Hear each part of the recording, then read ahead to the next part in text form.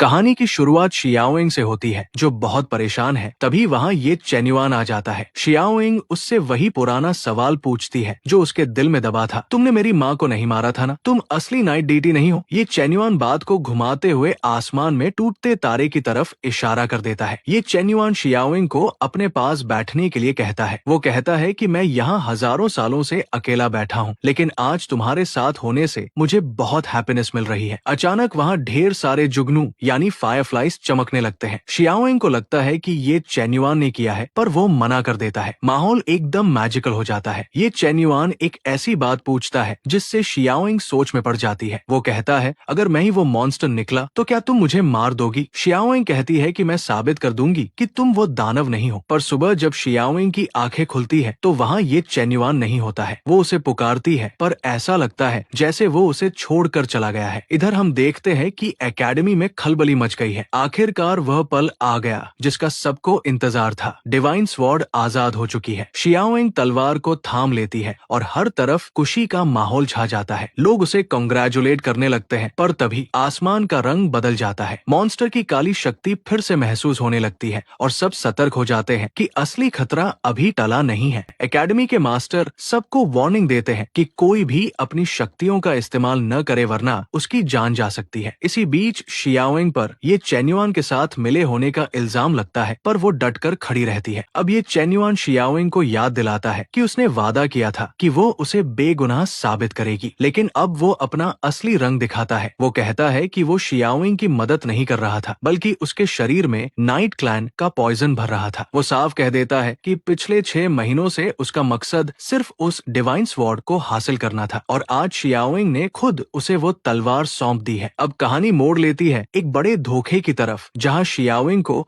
अपनी आंखों पर यकीन नहीं हो रहा। शियाओइंग पूछती है कि उसने पहले ही तलवार क्यों नहीं छीनी। ये चेन्युआन कहता है कि उसे तलवार को आजाद कराने के लिए एक स्वॉर्ड मास्टर की जरूरत थी। वो बड़ी बेरहमी से कहता है कि उसने शियाओइंग और उसके मास्टर का इस्तेमाल अपनी क्लैन और शक्तियों को वापस पाने के लिए किया है। वो उसे थैंक यू कहता है कि उसने इतनी मासूमियत से उसकी मदद की। शियाओइंग उसे आखिरी वार्निंग देती है कि अगर उसने अभी तलवार वापस नहीं की तो वो उसे कभी फॉरगिव नहीं करेगी। पर ये चेन्युआन उसे ताना मारता है कि क्या उसे सच में लगा था कि वो उससे प्यार करता है। वो कहता है कि जुबान से निकला हर शब्द सच नहीं होता। वो उसे जहर के असर में तड़पता छोड़कर वहाँ से चला जाता है और शियाओइंग बेसुध होकर गिर पड़ती है। शियाओइंग को बचा तो लिया गया है और जहर भी निकाल दिया गया है, पर हकीकत ये है कि उसे तलवार के जख्म से ज्यादा ये चेन्युआन के धोखे ने अंदर से तोड़ दिया है। वो मेंटली बहुत गहरे सदमे में है, पर एकेडमी के बड़े लीडर्स उस पर बहुत गुस्सा है। 9 हेवंस के लॉर्ड उसे याद दिलाते हैं कि उसने बार बार ये चेन्युआन को छोड़ा और आज उसी की वजह से डिवाइन स्वॉर्ड चोरी हो गई है। शियाओइंग अपनी गलती मानती है, पर वो अब भी कहती है कि ये चेन्युआन असली दानव नहीं है। वो जांच के लिए नाइट क्लैन जाने की परमिशन मांगती है, पर सब उसे ही शक की नजर से देखते हैं। शियाओइंग के मास्टर उसे बचाने की कोशिश करते हैं और कहते हैं कि वो इनोसेंट है, उसे धोखे में रखा गया। एकेडमी के लॉर्ड फैसला सुनाते हैं कि तलवार वापस लाने का काम अब मास्टर करेंगे। साथ ही वो एक ऐसी खबर सुनाते हैं जिससे शियाओइंग के पैरों तले जमीन खिसक जाती है। ये चेन्युआन अब हुआ यूइंग से शादी करने जा रहा है। सजा के तौर पर शियाओइंग को उसके कमरे में लॉक कर दिया जाता है। शियाओइंग कमरे में अकेली रो रही है। उसे ये चेन्युआन की वो कड़वी बातें याद आती है जब उसने कहा था कि उसे शियाओइंग से कभी प्यार ही नहीं था। वो खुद से पूछती है कि सब कुछ इतना कैसे बदल गया। उसे यकीन नहीं हो रहा कि जिस इंसान को उसने अपना सब कुछ माना, वो उसे इतनी आसानी से चीट कर गया। मास्टर यून्या तलवार वापस लाने के लिए निकलने से पहले शियाओइंग से मिलने आते हैं, पर वहाँ उसकी दोस्त चांग किंगरो घबराई हुई खड़ी है। मास्टर को शक होता है और वह उससे सच उगलवा लेते हैं। पता चलता है कि शियाओइंग सुबह ही चुपके से वहाँ से भाग चुकी है। वो सीधे ये चेन्युआन की मैरिज रोकने के लिए नाइट क्लैन की तरफ निकल पड़ी है। जब शियाओइंग महल के दरवाजे पर पहुँचती है तो पहरेदार उसे रोक लेते हैं। वो कहते हैं कि आज उनके लॉर्ड की शादी है और किसी भी बाहरी इंसान को अंदर आने की परमिशन नहीं है। पर शियाओइंग हार मानने वालों में से नहीं है। वो कहती है इतनी बड़ी खुशी के मौके पर भला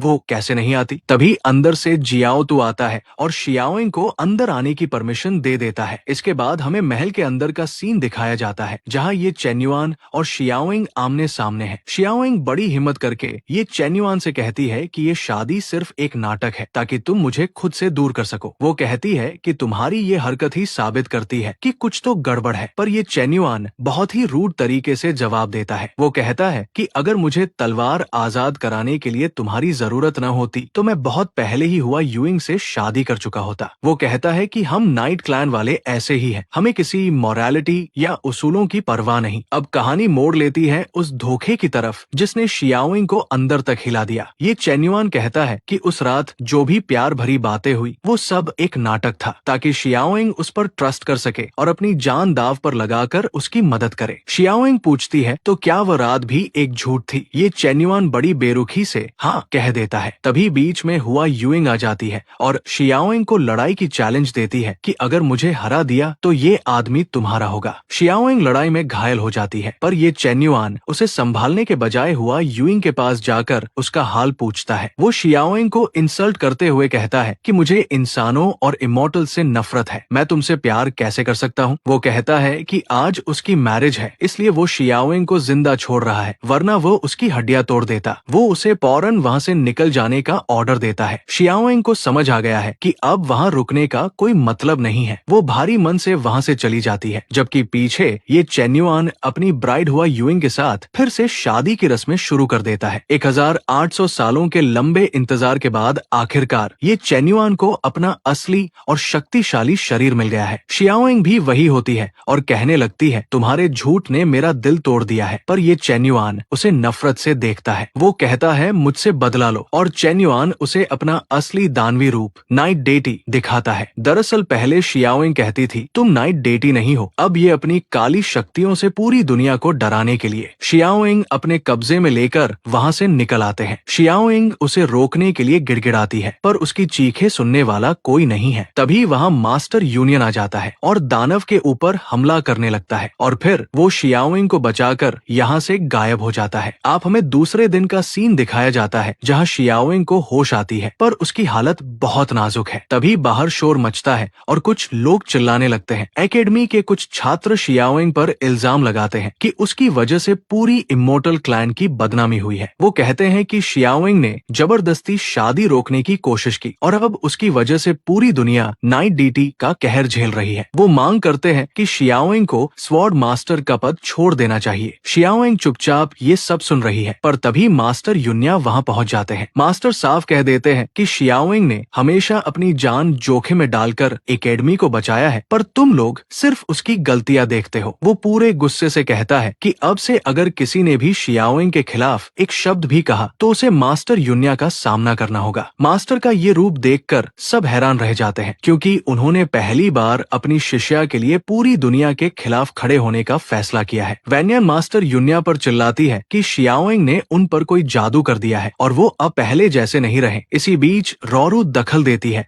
और उन सबको वहाँ से बाहर निकाल देती है। शियाओइंग बहुत दुखी है और खुद से पूछती है कि क्या ये सब वाकई उसके लायक था। तभी उसके अंदर का गुस्सा जागता है और वो कहती है कि उसे नाइट डीटी को मारने के लिए डिवाइन स्वॉर्ड चाहिए। वो ठान लेती है कि वो तलवार हर हाल में वापस लेकर आएगी। इसके बाद हमें एकेडमी लॉर्ड को दिखाया जाता है, जहाँ मास्टर युन्या शियाओइंग की गलतियों के लिए माफी मांग रहा है, पर लॉर्ड कहते हैं कि पूरी दुनिया उसे कभी माफ नहीं करेगी, और लॉर्ड उसे एक बेहद डेंजरस और फोरबिडन शक्ति के बारे में बताते हैं, जिसे सैंकिंग आर्ट कहा जाता है। ये शक्ति ताकत तो 10 गुना बढ़ा देती है, पर इसके साइड इफेक्ट्स बहुत डरावने हैं। इंसान अपंग हो सकता है या अपनी आत्मा भी खो सकता है। मास्टर युन्या शियाओइंग को बचाने के लिए खुद ये रिस्क लेते हैं और सीधे ये चेन्युआन के सामने पहुंच जाते हैं। वो कहते हैं कि आज वो शियाओइंग का बदला लेकर रहेंगे। इसके बाद फाइट का मैदान दिखाया जाता है, जहाँ ये चेन्युआन और मास्टर आमने सामने हैं। ये चेन्युआन घमंड में कहता है कि आज मास्टर की मौत तय है और वो शियाओइंग को उनकी लाश उठाने के लिए बुलाएगा। मास्टर गुस्से में उसे शियाओइंग का नाम लेने से मना करते हैं। दोनों के बीच भयंकर फाइट शुरू हो जाती है। इसी बीच शियाओइंग को अचानक अपने पास डिवाइन स्वॉर्ड वापस मिल जाती है। उसे समझ नहीं आता कि तलवार यहाँ कैसे आई। के बाद सीन बदलता है और हमें यूनक्सियो पैवेलियन का नजारा दिखाया जाता है। शियाओइंग भागते हुए वहाँ पहुँचती है और अंदर जाने की जिद करती है, पर पहरेदार उसे रोक लेते हैं। वो कहते हैं कि मास्टर अब किसी से नहीं मिलेंगे। शियाओइंग को शक होने लगता है, क्योंकि उसने पैवेलियन के बाहर कभी इतना कड़ा पहरा नहीं देखा था। उसे यकीन हो जाता है कि मास्टर के साथ कुछ बहुत बुरा हुआ है और वो अंदर जाने के लिए बेचैन होती है। अब वो योंगनिंग से कहती है तुम मास्टर के सबसे अच्छे फ्रेंड हो, मुझे सच बताओ कि आखिर आखिर क्या हुआ है? योंगनिंग उसे अपने साथ अंदर ले जाता है। पैवेलियन के अंदर मास्टर की हालत बहुत खराब है। योंगनिंग बताता है कि मास्टर जानते थे कि शियाओइंग को सच पता चल जाएगा, पर वो उसे इस हालत में नहीं दिखाना चाहते थे। शियाओइंग को बचाने के लिए मास्टर ने अकेले ही फॉरबिडन टेक्निक का इस्तेमाल किया और ये चेन युआन से लड़ने चले गए। शियाओइंग को पता चलता है कि मास्टर ने अपना एक हाथ खो दिया है और उनकी सारी पावर्स खत्म हो चुकी है। शियाओइंग खुद को इस सब का रिस्पॉन्सिबल मानती है। अब शियाओइंग के दुख की जगह खौफनाक गुस्सा ले लेता है। वो पूरी तरह बदल चुकी है। वो कसम खाती है कि ये चेन युआन अब उसका सबसे बड़ा एनिमी है और वो उसे कभी नहीं छोड़ेगी। वो सीधे नाइट क्लैन के गढ़ में पहुंच जाती है और दहाड़ते हुए कहती है कि वो 9 हेवंस की स्वॉर्ड मास्टर है। वो वार्निंग देती है कि अगर ये चेन युआन बाहर नहीं आया तो वो सबको खत्म कर देगी। ये चेन युआन बाहर आता है और फिर से मास्टर युन्या का मजाक उड़ाता है। शियाओइंग चिल्लाकर कहती है कि उनका नाम अपनी गंदी जुबान से मत लो। वो कहती है कि उसने सालों तक नाइट डीटी को मारने का सपना देखा था, पर उसे नहीं पता था कि वो दिन इतना दुख भरा होगा। वो ये चेन युआन के साथ अपने सारे रिलेशन खत्म कर देती है और अपने मास्टर के जस्टिस के लिए उस पर हमला कर देती है। दोनों के बीच एक विनाशकारी लड़ाई शुरू हो जाती है और शियाओइंग हार मानने को तैयार नहीं है। इसी के साथ हमारा एपिसोड यही खत्म होता है। इस पूरी सीरीज में शियाओइंग